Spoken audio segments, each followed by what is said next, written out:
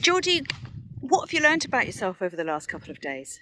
That I need to really think about how I'm feeling and the connection towards myself as well, with myself, but also with a horse. Why does that matter as a leader?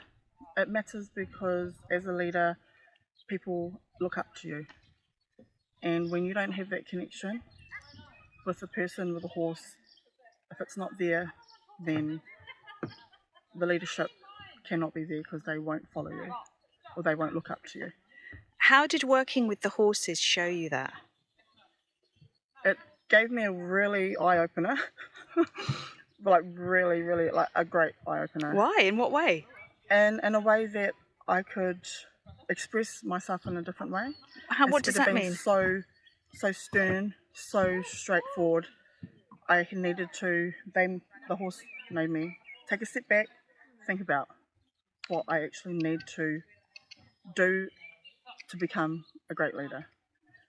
The patience, the no excuses. But yes, this these horses have shown me that I do need to. They've shown me a lot of great, opportunities kind of for myself that have shown another side of me that I need to work on. What difference will people see when you get back to work? Probably a more, I don't know, calm Geordie, because I'm always, you can hear me before you see me, but I do have that respect.